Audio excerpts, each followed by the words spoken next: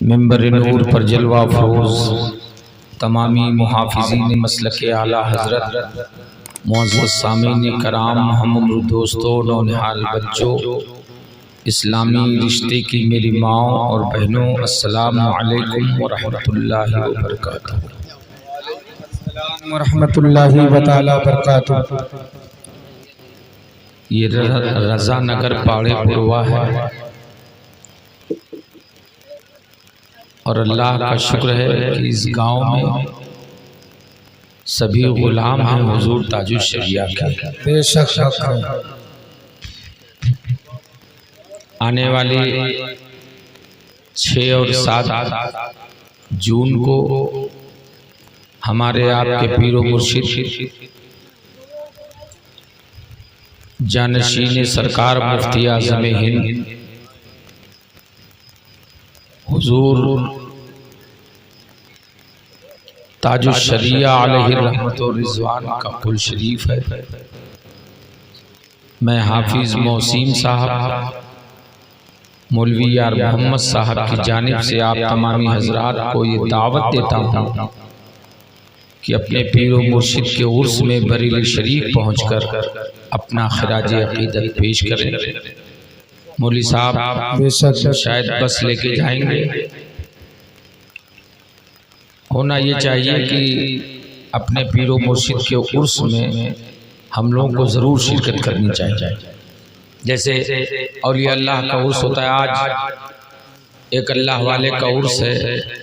मैं मुबारकबाद पेश कर रहा हूँ कमेटी के तमाम अराकीन को और गांव के सभी बच्चे बूढ़े जवान मर्द और औरतों को कि इस उर्स मुक़द्दस को बड़े पैमाने पर और मसलके आला हजरत की रोशनी में जिस तरीके से उर्स मनाया जाता है उस तरीके से उर्स को मुनक्किद किया है।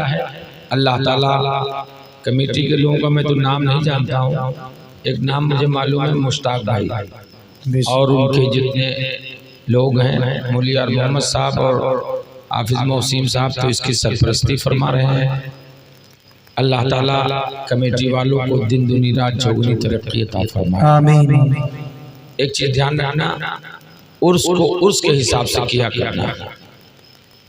अगर मसलके आला हज़रत की रोशनी में उर्स करेंगे तो उसका आप लोग सिला पाएंगे, और अगर इस हिसाब से करेंगे कि दुनिया ज़माना खुश हो जाए तो आप भी दुनिया में चाहे जितना खुश हो जाए आखिरत आपका ख़राब हो जाएगा।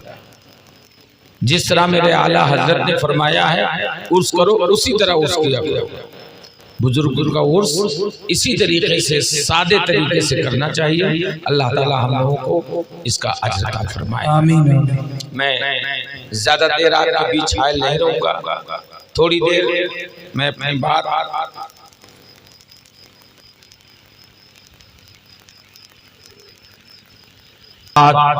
फ़ऊज़ु बिल्लाहि मिनश शैतानिर रजीम बिस्मिल्लाहिर रहमानिर रहीम मुहम्मदुर रसूलुल्लाह आमन्तु बिल्लाहि सदक़ल्लाहु मौलाना अज़ीम। अगर कोई अपना भला चाहता है उसे चाहे जिसको खुदा चाहता है, दुरूद उन पे भेजो सलाम उन पे भेजो, यही मोमिनों से खुदा चाहता है। सुभान अल्लाह। ऐ मदीने के ताजदार सलाम, ऐ गरीबों के गमगुसार सलाम, वो सलामत रहा क़यामत में जिसने झूम के पढ़े दुरूद व सलाम। आइए सबसे पहले नबी आखिरुज़्ज़मा सय्याह लामकां आलिम फुलफ़िका हुजूर ताजदार मदीना राहत क़ल्ब सीना अहमद मुज्तबा मोहम्मद मुस्तफ़ा सल्लल्लाहु ताला अलैहि वसल्लम की बारगाह गुहरबार में लबों को चूमकर दिल में झूमकर बावाज़े बुलंद दरूद शरीफ पढ़ लीजिए। अल्लाहुम्मा सल्ली अला सय्यिदिना मौलाना मुहम्मद मअदिल जूद वल करम व अला आलिहि व असहाबिहि व बारिक व सल्लिम सलातन व सलामुन अलैका सय्यदी या रसूल अल्लाह सल्लल्लाहु ताला अलैहि वसल्लम। पूरा मजमा पूरी ईमानदारी के साथ एक मर्तबा और बावाज़े बुलंद दरूद शरीफ पढ़ ले। सल्लल्लाहु अलैहि नबी सल्लल्लाहु अलैहि वसल्लम सलातो व सलामुन अलैका सय्यदी या रसूलुल्लाह सल्लल्लाहु तआला अलैहि वसल्लम। एक मर्तबा नबी और आले नबी पे और झूम के दरूद शरीफ पढ़ लीजिए। अल्लाहु रब्बु मुहम्मद सल्लल्लाहु अलैहि वसल्लम नहनु इबादु मुहम्मद सल्लल्लाहु अलैहि वसल्लम अला ज़बीहि व आलिहि अब्दुहुर व करमा। जरा आवाज़ बुलंद सारे लोग एक मर्तबा मिल करके कलमा शरीफ पढ़ लीजिए। ला इलाहा इल्लल्लाह, जोर से पढ़िए। ला इलाहा इल्लल्लाहु मुहम्मदुर रसूलुल्लाह सल्लल्लाहु अलैहि वसल्लम। ये कलमा शरीफ ज़बान पे कितना हल्का है, हल्का इतना है कि छोटे छोटे बच्चों को याद है, लेकिन सवाब इतना ज्यादा है कि संभाले न संभाल पाओ। इसलिए जब फुर्सत मिला करे तो कलमा तैयबा पढ़ लिया। अच्छा, महफिल में बैठे हो, उर्स की तकरीब है, बहुत से लोग सुभान अल्लाह का वही हजरत। सुभान अल्लाह का मतलब है अल्लाह पाक है। क्या है वो? मुंह से बोलो जरा सा, कुछ बोलो, लब खोलो, नहीं तो डोलो। तोरो काम खत्म, हमरो काम खत्म। इसलिए बोलोगे तो समझ में आएगा। अक्सर देखा होगा आपने, नमाज में लोग तस्बीह पढ़ते हैं 33 मरतबा सुभान अल्लाह, उसके बाद 33 मरतबा। आज तक लगा जब पढ़े नहीं। हमारी माँ बहनें अक्सर तस्बीह पढ़ा करती हैं। 33 मरतबा सुभान अल्लाह, 33 मरतबा अल्हम्दुलिल्लाह और 34 मरतबा अल्लाहु अकबर। तस्बीह पढ़ा जाता है, कभी कभी उंगलियों पे भी पढ़ लिया करो, क्योंकि यही उंगलियां कल मैदान महशर में आपके लिए गवाही देंगी। सुभान अल्लाह का मतलब है अल्लाह पाक है। क्या है? जोर से बोले यार। अल्लाह पाक है। जब कोई मोमिन बंदा दिल से कहता है सुभान अल्लाह सुभान अल्लाह सुभान अल्लाह, तो अल्लाह ताला अपने फरिश्तों से पूछता है, जबकि खुदा सब जानता है। रब पूछता है मेरे फरिश्तों, ये मेरा बंदा क्या कह रहा है? फरिश्ते अर्ज करते मौला, ये तुझे पाक कह रहा है। हमारा आपका रब इरशाद फरमाता है, ए मेरे फरिश्तों, मैं तो पाक हूँ ही, जिसने मुझे पाक कह दिया है, मैंने उसको गुनाहों से पाक कर दिया। सुभान अल्लाह सुभान अल्लाह। कभी कभी गुनाहों से पाक होने के लिए भी सुभान अल्लाह बोल दिया कीजिए। और जानते हो, लोग कहते हैं तेज आवाज में सुभान अल्लाह कहाँ लिखा है? लिखा है। एक सहाबी रसूल है हजरत साद इब्न वक़ास रज़ियल्लाहु ताला अन्हु। सहाबा का मजमा है, मेरे आका जलवा हो गए। आका इरशाद फरमाते हैं, ओ मेरे सहाबा, जब भी मैं तकरीर करता हूँ, जब भी मैं वाज करता हूँ, मेरा साथ बिल्कुल सामने आके बैठ जाता है और दौराने तकरीर मेरा साथ जोर से सुभान अल्लाह कहता है। और जब मेरा साथ जोर से सुभान अल्लाह कहता है, तो इसके सुभान अल्लाह कहने पे जन्नत के फरिश्ते इसे दाद दिया गया। सुभान अल्लाह सुभान अल्लाह। रिसालत मसलके आला हजरत फैज़ाने मदीना पाक, नारे तकबीर, उर्से मुक़द्दस। सुभान अल्लाह। चलो खुदा के लिए, अरे ये दिल तड़पता है, दिल तड़पता है मुस्तफा के लिए, दिल तड़पता। बोलो, ये रब का शुक्र है कि नहीं शुक्र है? अब ईमानदारी से बताओ, क्या हम रब का शुक्र अदा करते हैं? पूछो उन औरतों से जिनकी शादी को आज 12 साल 15 साल हो गए हैं, एक भी बच्चा नहीं है उनका। यहाँ से लेकर बंबई, दिल्ली, गुजरात, न जाने कहाँ कहाँ दवा कराती फिरती हैं। इतना ज्यादा दवा खाती हैं कि किडनी फेल हो जाता है, डिप्रेशन का शिकार हो जाती हैं। गांव की औरतें उस औरत को बांझ कह के पुकारती हैं। आपको अल्लाह ने बगैर मांगे औलाद अता कर दिया। आपने कोई एप्लीकेशन नहीं लिखा था कि ये अल्लाह मुझे औलाद अता कर दे, आपको अल्लाह ने बगैर मांगे औलाद अता कर दिया। कभी आपने उस औलाद के सर पे हाथ रख के कहा ए अल्लाह तेरा शुक्र है कि तूने मुझे औलाद वाला बनाया है। पूछो उन औरतें से जिसके एक भी औलाद नहीं है, गांव की औरतें उस औरत को पांच कह के पुकारती हैं। आओ चलते हैं नबी की बारगाह में। प्यारे नबी की बारगाह में एक सहाबी रसूल पहुंचते हैं, अर्ज करते हैं या रसूल अल्लाह मेरी बीवी ने मुझको भेजा है, मैं खुद से नहीं आया हूँ। मेरे आका इरशाद फरमाते हैं बयान कर। वो सहाबी रसूल अर्ज करते हैं या रसूल अल्लाह मेरी बीवी को भाभी कहने वाले बहुत है, चची कहने वाले बहुत है, खाला कहने वाले बहुत है, मुमानी कहने वाले बहुत है, लेकिन या रसूल अल्लाह मेरी बीवी को कोई माँ कहने वाला नहीं है। ए मेरे आका मेरी बीवी रात दिन रोया करती थी, रात दिन रोया करती थी, हर वक्त दुआ के लिए हाथ उठा दिया करती थी। ए मेरे आका एक रात वो तहज्जुद की नमाज के बाद आपके वसीले से रब की बारगाह में दुआ किया, परवरदिगार आलम ने दुआ को कबूल कर लिया। मेरी बीवी उम्मीद से हो जाती है, 9 महीने के बाद मेरे घर एक लौला पैदा होता है।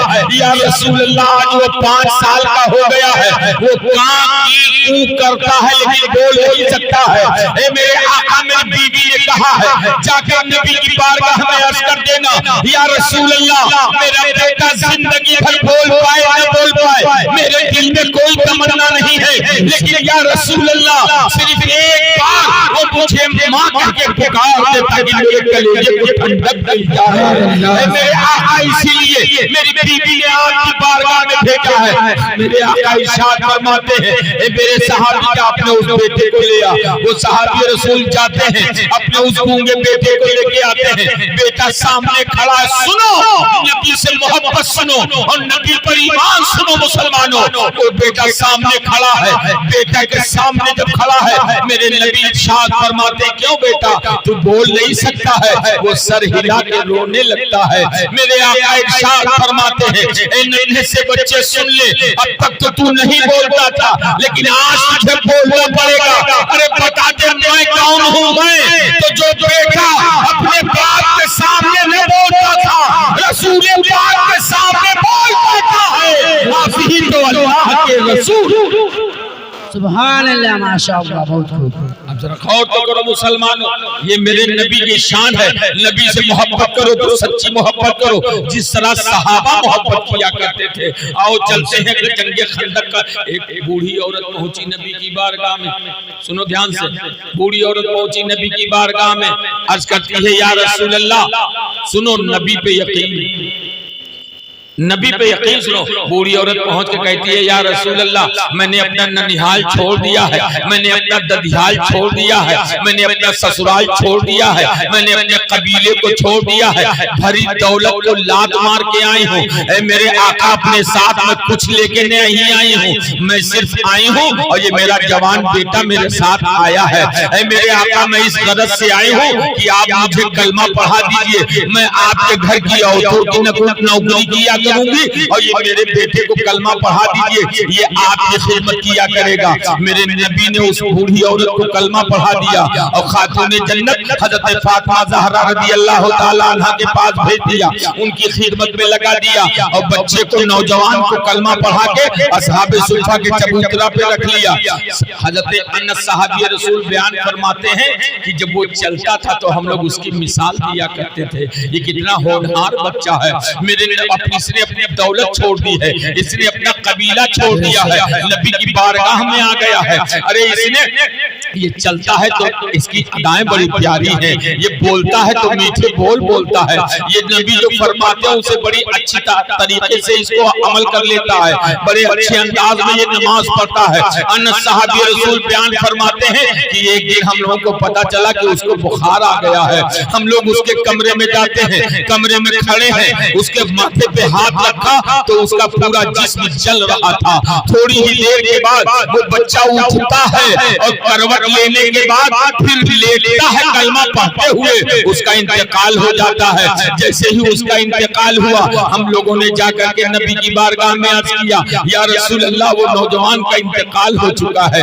मेरे नबी तशरीफ लाते हैं, उस बच्चे के सर पर हाथ रखते हैं और फरमाते हैं, ऐ अनस सुनो सुनो, इसको गुस्ल तुम देना, इसको कफन तुम पहनाना और जनाजा मैं पढ़ाऊंगा। इतना कहने के बाद मेरे नबी खामोश हो जाते हैं और उसके बाद फरमाते हैं, अभी इसको गुस्ल न देना, अभी इसको कफन न पहनाना, पहले इसकी माँ को जाके इत्तला तो कर दो, और अगर कोई जाकर के बता दे कि बेटा गिर गया है तो माँ बेचैन हो जाया करती है। जब माँ को इत्तला दिया गया, माँ उठती है, चलती है, गिरती है, फिर उठती है, भागती है, फिर गिरती है, फिर उठती है, भागती है। जब उस कमरे में पहुंचती है तो अनस साहब रसूल बयान करते हैं कि हम लोग चारों तरफ खड़े हुए थे। अब जब वो अंदर दाखिल हुई तो हम लोगों के चेहरों पे देखा, कहा तुम्हारे साथ नमाज पढ़ने वाला इंतकाल हो चुका है, तुम्हारे साथ नमाज पढ़ने वाला फौत हो चुका है, तुम्हारे साथ पढ़ने वाला उसका इंतकाल हो चुका है। पहुंचती है, अपने बेटे का माथा चूमती है, उसके बाद अपने बेटे का कदम उठा के अपने सीने से लगाती है।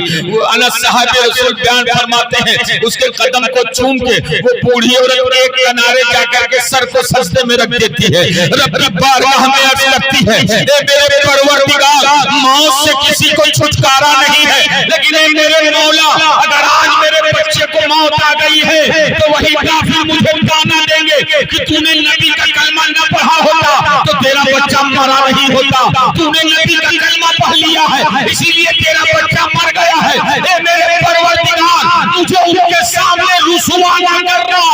अनस साहब रसूल बयान करते हैं, वो खरी आवाज में रोटी खा रही थी, इधर उठ उसका बच्चा करवट बदल के उठ के कलमा पढ़ता हुआ सुभान अल्लाह। जब उसका बच्चा बैठ गया, अनस साहब रसूल बयान फरमाते हैं, हम उस औरत के करीब पहुंचे और उससे कहा, है खातून उठ जा, ये देख तेरा बच्चा जिंदा हो चुका है। वो बूढ़ी औरत आई, अपने बच्चे को सीने से लगाया, कहा, लोगों क्या समझते हो, हमारा इस्लाम सच्चा है, ये मस्जिद नबी सच्चों का घर है, वो नबी के सहाबा सच्चे हैं, मेरा परवरदिगार सच्चा है, और सबसे बड़ा सच्चा तो आमना का लाल है, मदीने का ताजदार।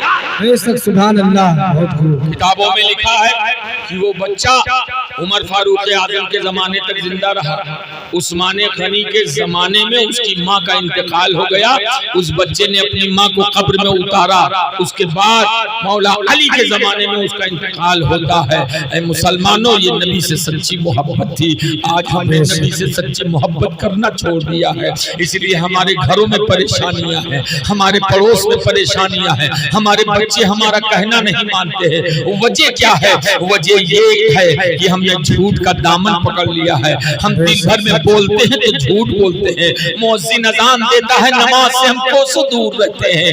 आपने देखा नहीं, आपकी अपनी मस्जिद है, इस मस्जिद में गिने चुने नमाजी रहते हैं। याद रखना मुसलमानों, अगर परेशानी का हल चाहते हो तो किसी दुनियादार से नहीं बल्कि महबूब परवरदिगार से हल हो सकता है। इसीलिए हमें और आपको चाहिए नबी पे सच्चा यकीन करो। एक सहाबी रसूल जंग खंदक का वाक़या है, हज़रत जाबिर सहाबी रसूल है।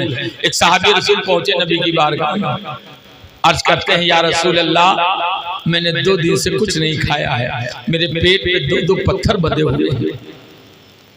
पहले जमाने में एक दिन कोई नहीं खाता तो पेट दबा न रहे इसलिए एक पत्थर बांधता था, 2 दिन का भूखा था तो 2 दिन 2 पत्थर बांधता था। तो साहबी रसूल नबी की बारगाह में अर्ज करके कहते हैं, या रसूल अल्लाह, मैंने 2 दिन से कुछ नहीं खाया, मेरे पेट पे 2 पत्थर बंधे हुए हैं। कौनैन के ताजदार ने अपने कुर्ते का दामन उठा दिया, कहा, मेरे साहबी, तुमने 2 दिन से कुछ नहीं खाया है, तुम्हारे पेट पे 2 पत्थर बंधे हुए हैं। ये मैंने 3 दिन से कुछ नहीं खाया है, मेरे पेट पे 3 पत्थर बंधे हुए हैं। कोई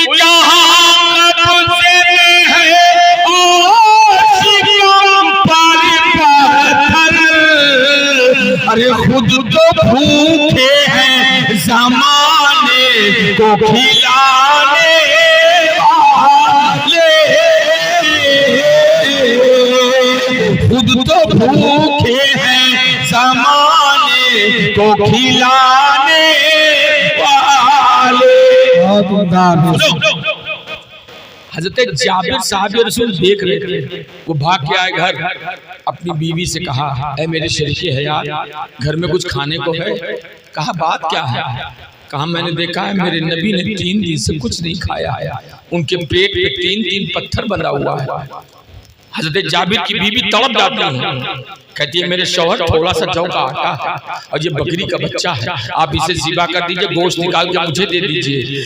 इतने में मेरे नबी भी खा सकते हैं और 10 सहाबा और खा सकते हैं, तो आटा मैं गूंधे देती हूँ, आप बकरी ज़िबा करके गोश्त निकाल दीजिए और जाके नबी के कान में चुपके से कहना कि या रसूल अल्लाह आपकी दावत है और 10 सहाबा जिसे आप मुनासिब समझे उनकी दावत है।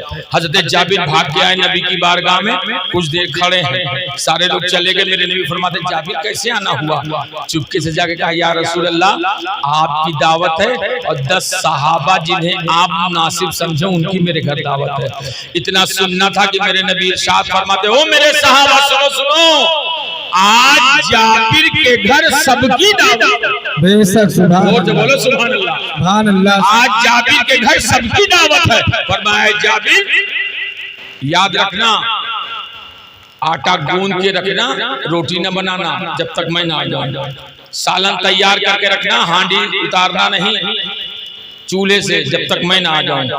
हजरत जाबिर भाग के आए अपने घर, बीवी ने पूछा क्या हुआ? करे गजब हो गया, क्या बात है? कहा मैंने नबी को दावत दिया तो नबी ने सबको दावत दे दिया, हमरे तेरे घर की औरतें होती तो क्या कहती? अगर मेरे आपके घर की औरतें होती तो क्या कहती? तू जिंदगी भर बौद्ध है बिन अल्लाह रह जाई हो, तुम्हें कहा रहा 10 मन की दावत दे और तू सबका निपटाया, जाओ मना कह दो। लेकिन कुर्बान जाओ हजरत जाबिर की बीवी पर, उनके कदमे नाज पर हमारे आपके घर की माँ बहन बेटियों की इज्जत व आबरू कुर्बान है। जवाब सुनो, हजरत जाबिर की बीवी कहती है मेरे शौहर तुम्हारा काम है, तुमने 10 सहाबा को दावत दिया और नबी को दावत दिया, तुम उनके खाने का इंतजाम करो, और जिस नबी ने सबको दावत दे दिया है वो नबी सबके खाने का इंतजाम फरमा देगा। सुभान अल्लाह, सुभान अल्लाह। अब उसके बाद हजरत जाबिर से उनकी बीवी कहती है कि अब जाओ नबी की बारगाह में, वहीं से लेके आना। इधर जाबिर के घर 2 छोटे-छोटे बच्चे थे जो उसी बकरी के बच्चे से खेला करते थे। छोटे भाई ने बड़े भाई से पूछा भैया बकरी का बच्चा कहाँ है? कहा तुझे पता नहीं, अब्बू ने ज़िबा कर दिया। कहा कैसे ज़िबा किया? कहा बता दूं? कहा बता दे। दौड़ के गए, वो छुरी उठा के लाए। छोटे भाई ने फिर पूछा भैया अब तो बता दे अब्बू ने बकरी के बच्चे को कैसे ज़िबा किया? कहा छत पे चल, छत पे लेके गए। कहा लेट जा, छोटा भाई लेट गया। कहा भैया अब तो लेट भी गया हूँ, अब तो बता दे अब्बू ने बकरी के बच्चे को कैसे ज़िबा किया? बड़े भाई ने छुरी निकाली और छोटे भाई के गले पे रख के उस पर चलाना शुरू कर दिया। कहा अब्बू ने बकरी के बच्चे को ऐसे ज़िबा किया था, ऐसे ज़िबा किया था। बड़े भाई ने छोटे भाई के गले पे छुरी फेर दी, खून का फव्वारा उठा। थोड़ी देर में छोटा भाई तड़प के इंतकाल कर जाता है। बड़े भाई ने खून के फव्वारे को देखा, छत से भागता है, नीचे गिरता है, उसका भी इंतकाल हो जाता है। पड़ोसी ने दोनों बच्चों की लाशें उठाई, कहा जाबिर की बीवी से तेरे दोनों बच्चों का इंतकाल हो चुका है। जाबिर की बीवी ने दोनों बच्चों को लिया और एक कमरे में चारपाई पे लिटाल दिया, उसके ऊपर से चादर डाल दिया, बाहर निकल के दरवाजा बंद कर दिया। अपने पड़ोसियों से कहा मेरे पड़ोसियों आपसे मैं गुजारिश करती हूँ कि आप जब तक मैं न बता दूं उस वक्त तक मेरे शौहर से कोई बताएगा नहीं। उसके बाद इतने में शोर हो जाता है, कौनैन का ताजदार जाबिर के घर मेहमान होने वाला है, मेरे नबी तशरीफ ला रहे हैं। मेरे नबी तशरीफ लाए और लाने के बाद इरशाद फरमाया ऐ जाबिर गुंदा हुआ आटा लेके आ। जाबिर गुंदा हुआ आटा लेके आते हैं, मेरे नबी ने अपना लुआब दहन उसमें डाल दिया, कहा सालन की हांडी ला। सालन की हांडी में लुआब दहन डाल दिया, कहा बनाते जाओ खिलाते जाओ। चूंकि जाबिर का घर छोटा था, मेरे नबी फरमाते हैं 10 सहाबा आओ खाते जाओ निकलते जाओ। किताबों में लिखा है 1000 सहाबा ने जाबिर के घर खाना तनावल फरमा लिया। उसके बाद आटा देखा गया तो वैसे का वैसे मौजूद था, सालन वैसे का वैसे मौजूद था। सुभान अल्लाह। क्या था? सिर्फ नबी का लुआब दहन लग गया। आज का ये वहाबी नबी से बराबरी का दावा करता है कि चूंकि नबी ज्यादा पढ़े लिखे हैं तो वो बड़े हैं, हम कम पढ़े लिखे तो हम छोटे हैं, वो बड़े भाई हैं, हम छोटे भाई हैं। हम कहते ठीक है भैया, बराबरी दावा करो तो अच्छी बात है। नबी ने जाबिर के घर आटे में लुआबे दहन डाल दिया तो 1000 सहाबा ने खाना तनावल फरमा लिया। तुम अपने घरे हकीका ठान लो, 1 किलो बढ़िया गोश्त बनाओ और 1500 बने पूछ लो, मंथुक मारो, वो गोसवन थुक मारो। तो बाहरी तो बाद में तुम्हारी बीबी इतना झाड़ू मार दी कि चेहरा वैसे बर्बाद हो गया। अल्लाह जाने उनको क्या हो गया है। आपको बताऊं, मजार पे उर्स पाने पुरवा के लोग कर रहे हैं, बाजार पे चद्दर ताजु शरिया का गुलाम चढ़ा रहा है, मरा यही जाके। इनको जो रटा दिया जाता है, इनको जो रटा दिया गया वो वही सलातो सलाम जो नीचे पढ़ते सुन्नी में, ये आला हजरत पर पढ़ा। आला हजरत के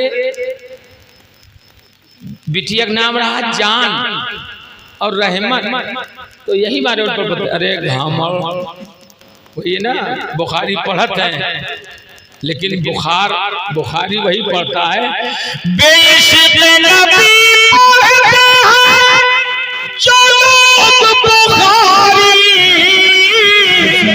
आता है उनको बुखारी नहीं आती।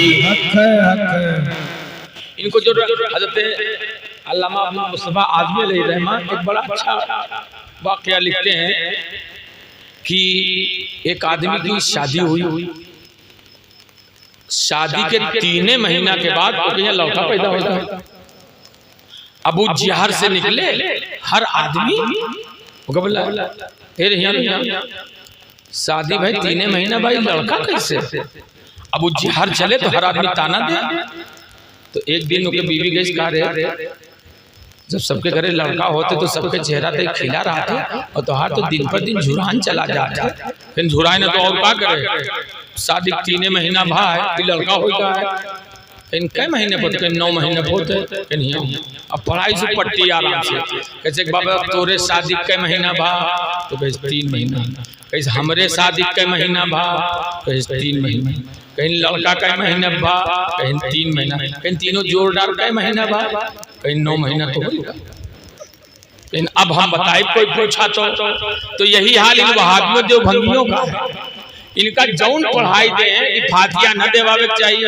अरे एक वहाबी ने तो यहाँ तक का कहा कि गौस पाक के नाम से जो खाना फातिया होता है वो खिंजीर से ज्यादा बदतर है। माज़अल्लाह कहा उसको खोद करके गाड़ देना है। हमारा इन वहाबियों ने खेत नहीं गोड़ लिया है। हाफिज मौसीम और मौली यार मोहम्मद का खेत कब्जा नहीं कर लिया है। जो कहीं वहाबी रहता है तो ये खाते नहीं भाग आते हैं। ये वजह नहीं है कि इनका खेत इनके पर्सनल मामला है, नहीं, ये पर्सनल मामला नहीं है, ये कुफ्र और ईमान का मामला है। वो नबी को कहते हैं मरकर मिट्टी में मिल गए हैं, तो हमारा उनसे मेल मिलाप कैसे हो सकता है। याद रखना मुसलमानों, अगर नबी से सच्ची मोहब्बत है तो नबी के दुश्मनों से तुम्हें दूर रहना है। बुलाओ ना बुलाओ। अगर कोई आदमी जिंदगी भर जलसा न कराए तो काफिर न हो जाए, जिंदगी भर सलातो सलाम न पढ़े तो काफिर न हो जाए, जिंदगी भर फातिहा न दिलावे तो काफिर न हो जाए, जिंदगी भर मजार पर न जाए, चद्दर न चढ़ावे तो काफिर न हो जाए। लेकिन अगर कोई कह दे कि माज़अल्लाह नबी मरकर मिट्टी में मिल चुका है तो काफिर हो जाएगा। क्योंकि किताबों में लिखा है कि मेरे नबी का जिस्म अतहर जिस मिट्टी से लग गया है वो मिट्टी भी अर्शे आज़म से अफजल। अब सुनो जो वाकया मैं बता रहा था। हजरत जाबिर के घर पे 1000 सहाबा खाना तनावल फरमा चुके। अब हजरत जाबिर कहते या रसूल अल्लाह, अब आप भी बैठ के खाना तनावल फरमा लीजिए। मेरे नबी ने फरमाया हाँ जाबिर, अब लाओ खाना तनावल फरमा ले। दस्तरखान लगा दिया गया, खाना उस पे चुन दिया गया। मेरे नबी पूछते हैं जाबिर तुम्हारे दोनों बच्चे कहाँ हैं?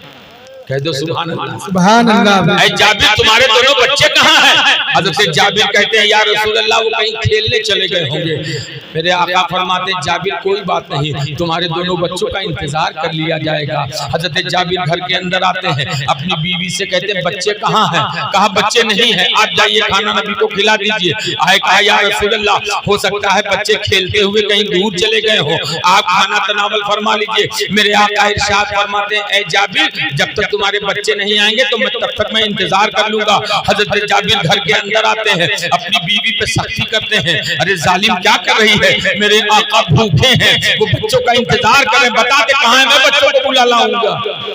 हजरत जाबिर की बीवी ने जाबिर का हाथ पकड़ा और उसके बाद उस कमरे पे लेके गई, दरवाजा खोला, अंदर दाखिल हुई, हजरत जाबिर को अंदर दाखिल किया, दोनों बच्चों के लाश से चादर हटाया, शौहर का कदम पकड़ के रोने लगी, मेरे शौहर मेरे दोनों बच्चों का इंतकाल हो चुका है, मेरे शौहर रोना नहीं, वरना अगर रोना शुरू कर दिया तो आज कौनैन का ताजदार मेरे दरवाजे से खाली पेट वापस चला जाएगा, मेरा नबी भूखा वापस चला जाएगा, इसीलिए मैंने किसी से बताया नहीं था, मेरे बच्चों का इंतकाल हो चुका है। हज़रत जाबिर के पैर के नीचे से जमीन खिसक जाती है, आंखों से मूसलाधार आंसू बहने लगते हैं। हज़रत जाबिर की बीवी ने समझाया ऐ मेरे शौहर अगर रोना शुरू करोगे तो आज नबियों का इमाम मेरे घर से भूखे पेट वापस चला जाएगा।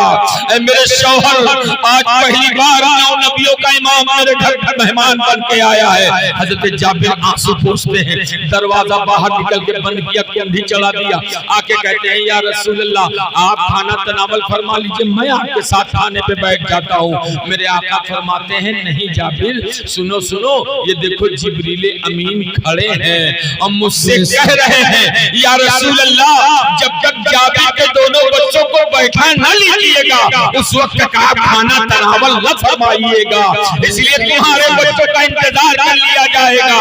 मैं तो हज़रत जाबिर कहते हैं या रसूल अल्लाह आप घर के अंदर तशरीफ ले चलिए। हज़रत जाबिर प्यारे नबी को लेके उसी कमरे पे पहुंचते हैं, दरवाजा खोल के अंदर दाखिल होते हैं, कहा या रसूल अल्लाह तशरीफ ले आइए। मेरे नबी अंदर तशरीफ ले जाते हैं, जाबिर अपने दोनों बच्चों के लाश से चादर हटाते हैं, कदमे रसूल पकड़ के रोने लगते हैं या रसूल अल्लाह मेरे दोनों बच्चों का इंतकाल हो चुका है, मेरे आका ये मेरे बच्चे कैसे आपके साथ दस्तरखान पे बैठ सकते हैं। जाबिर दोनों मियां बीबी रो रहे थे और कौनैन का ताजदार मुस्कुराता चला जा रहा था।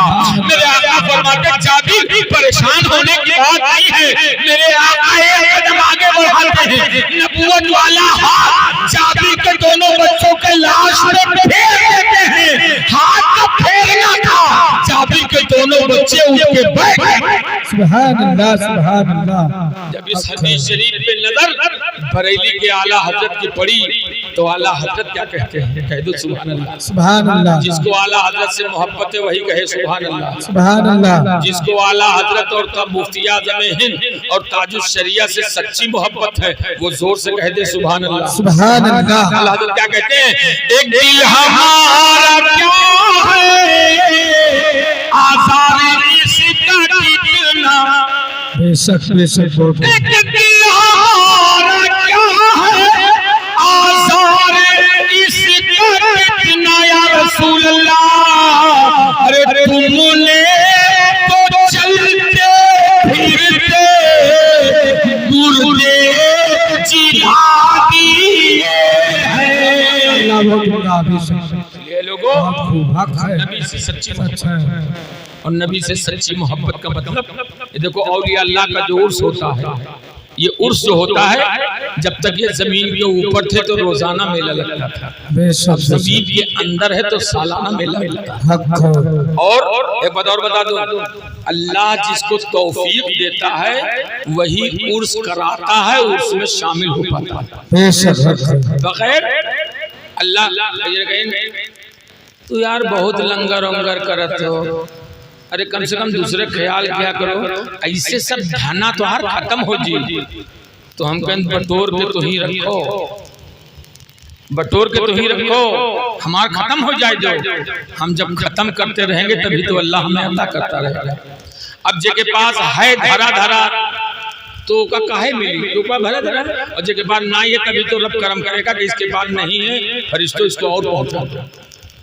और एक बात और सुन लो गांव वालों, अगर गांव में शांति चाहते हैं, गांव में सलामती चाहते हैं, सबको सुन्नत याद है ना, गोश्त खाना सुन्नत, जुमा के दिन नहाना सुन्नत, इतर लगाना सुन्नत, सुरमा लगाना सुन्नत, मीठा खाना सुन्नत, सफेद कपड़ा पहनना सुन्नत।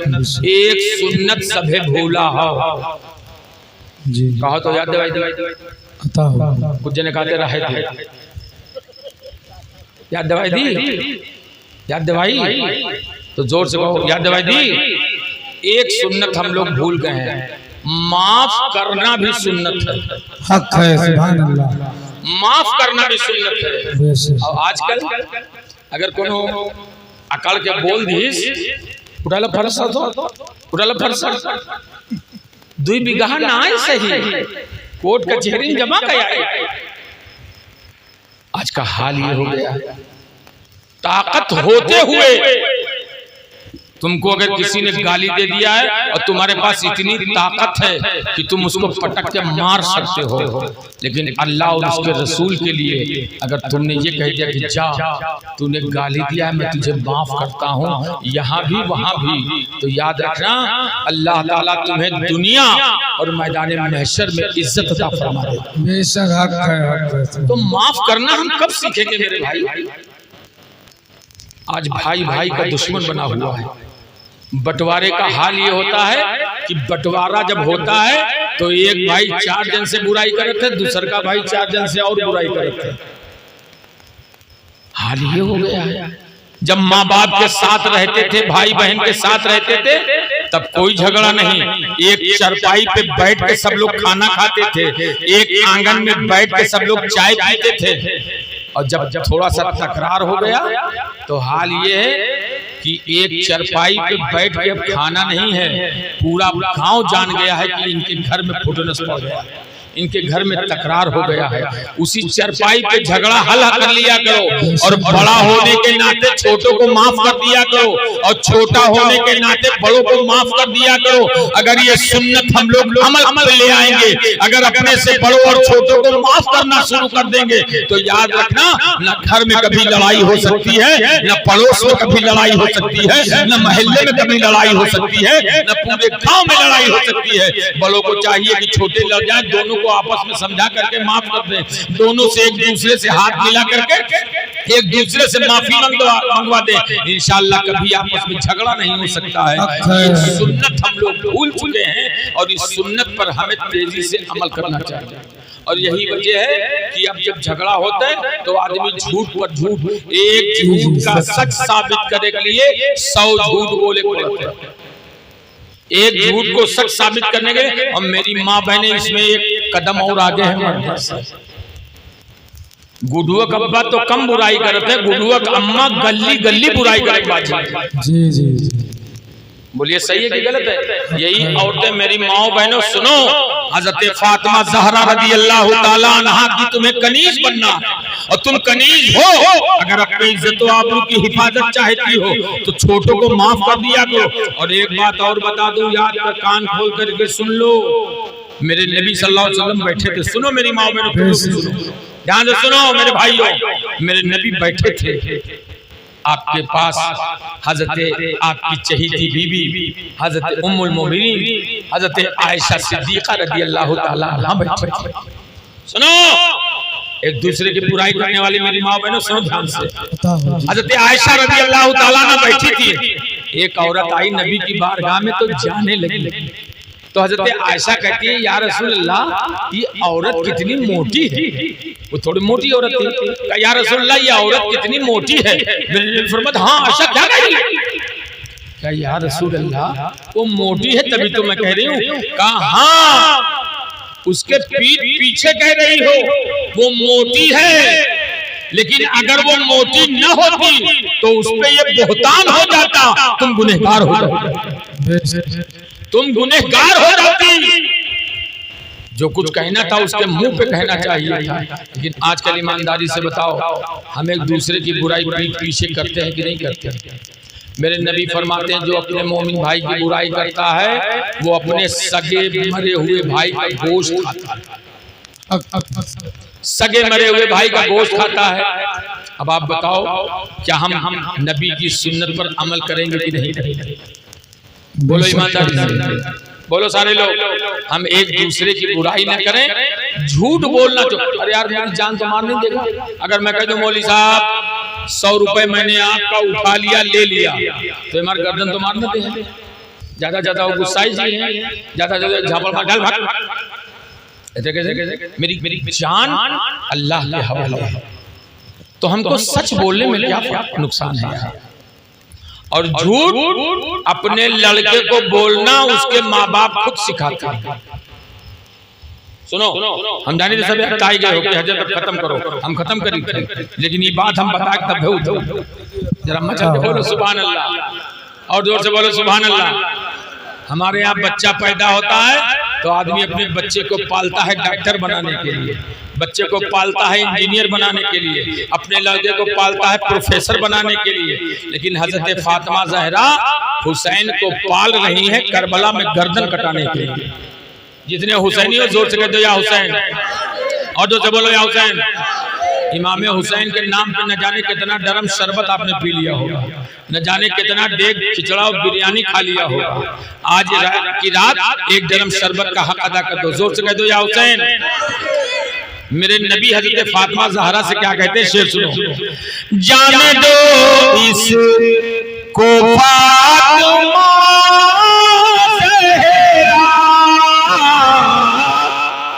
जितने हुसैनी हो, दूसरा शेर सुनने के बाद कोई खामोश नहीं रहेगा, सारे लोग हुसैन की मोहब्बत में जोर से कहना सुभान अल्लाह। क्या कहोगे? जाने दो इसको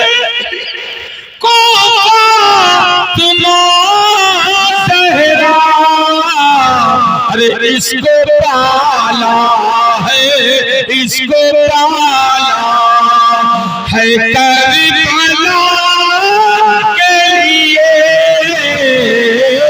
इसको पाला। अब सुनो, एक बात मैं बता के अपनी बात खत्म कर दूंगा। हमें वो चाहिए कि एक दूसरे से मोहब्बत पैदा करें। मेरे भाई चंद दिन की जिंदगी है, चंद दिन की जिंदगी में हम एक दूसरे से मोहब्बत पैदा करें, एक दूसरे से अमन कायम करें, अपने भाइयों से मोहब्बत करें, अपने पड़ोसियों से मोहब्बत करें। इंशाअल्लाह ताला कभी भी आपके सुख और शांति खराब नहीं हो सकती। एक बात मैं बताने वाला था, दरूद शरीफ पढ़ी तो उसको बता दो। सल्लल्लाहु अलैहि वसल्लम। बुजुर्गों से सच्ची मोहब्बत करो। और एक बात और बता दूं मेरे अजीजों, मेरी माओ बहनों, आपसे गुजारिश है कि आप हजरत फातिमा ज़हरा रदी अल्लाह ताला अन्हा की कनीज को, हजरत फातिमा ज़हरा रदी अल्लाह ताला अन्हा से अगर सच्ची मोहब्बत है तो हमें और आपको नमाज की पाबंदी करनी चाहिए। जब हम नमाज की पाबंदी करेंगे तो इंशाअल्लाह दीन और दुनिया हमारा दोनों कामयाब हो जाएगा। अल्लाह ताला अपने हबीब के सदक़े तुफ़ैल में हम लोगों को इस उर्स की तक़रीब में ज्यादा से ज्यादा अपने बुजुर्ग के फैजान को लूटने की तौफीक अता फरमाए। और एक चीज और बता दूं मुश्ताक भाई मौलियार मोहम्मद साहब कि उर्स जो आप करते हो, उर्स में लंगर भी कर लिया करो। बुजुर्गों के आस्थाने पर लंगर जरूर होता है, और लंगर जो होता है वो सिर्फ दाल और रोटी का लंगर होता है। लंगर क्योंकि मखलूक खुदा अल्लाह वालों के आचल का बरेशी गए हो साले उसमें कितना लंगर चलता है, देवा शरीफ लंगर चलता है कि जो शरीफ लंगर क्यों लंगर होता है? सारा फायदा उसी लंगर में है। बुजुर्गों के यहाँ जो लंगर होता है सारे बीमारी का फायदा उसी लंगर में है। आदमी लंगर अदब से बैठ के खाता है, क्योंकि उसमें ये होता है कि बुजुर्गान दीन के आस्थाने पे मैं आया हूँ और इनका लंगर तबर्रुक समझ के खाता है। अगर बीमार आता है तो शिफा पाके जाता है, अगर परेशान हाल आता है तो परेशानियां अपनी दूर करके जाता है। इसलिए आने वाले साल में इंशाअल्लाह इस गांव के सुनो के जाओ बता दो, गांव के 4-5 लोग मिल करके लंगर कला दिया गया। 1 कुंटल आटा और 30 किलो चनक दाल, बस यही बने। बेशक 30 किलो चनक दाल और 1 कुंटल आटा, बस बस इंशाल्लाह लंगर पूरा हो जाएगा। एडवांस साल भर पहले है कोई इसमें ऐसा जो ये कह दे कि इंशाल्लाह हम 2 या 3 लोग मिल करके 30 किलो चने, अगर अल्लाह ताला जिंदगी अता फरमाएगा, 30 किलो चने के दाल का इंतजाम कर लेंगे इंशाल्लाह। 3-4 लोग मिल करके अल्लाह ने जिसको दिया है उसी को तौफीक हो सकती है। और गांव के 4-5 लोग मिल करके आटे का इंतजाम कर लेना, इंशाअल्लाह ताला आपका लंगर भी हो जाएगा, मखलूक खुदा खाएगी और मिलाद में शिरकत करेगी, अल्लाह आपको उसमें कामयाबी देगा। क्यों? क्योंकि हम लोग आला हजरत वाले हैं। आला हजरत वाले आपने देखा नहीं, गांव गली गली, कस्बा करिया महल्ला एक नारा बहुत गूंजा, पूरी दुनिया में गूंजा है। जानते हो कौन सा नारा? बस्ती करिया ताजुस्सरिया। आला हजरत के मानने वाले इसी तरह लंगर भी किया करते हैं और कहते क्या है? हम हैं अख्तर रज़ा के दीवाने। जो लोग ताजुस्सरिया के गुलाम हैं जोर से कह दो सुभान अल्लाह। हम हैं